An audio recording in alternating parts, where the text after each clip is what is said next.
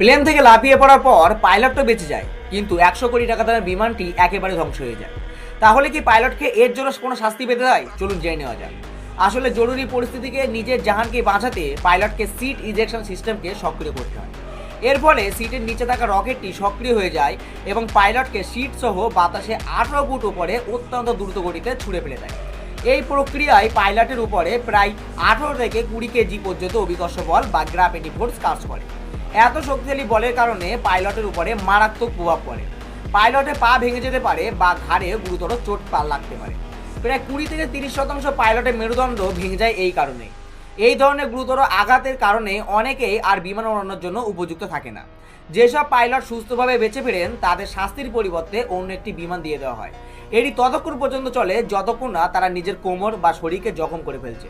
তোমরা যদি এইরকম জেনুইন ইনফরমেশন পেতে চাও তবে চ্যানেলটি সাবস্ক্রাইব করা তোমাদের অবশ্যই প্রয়োজন।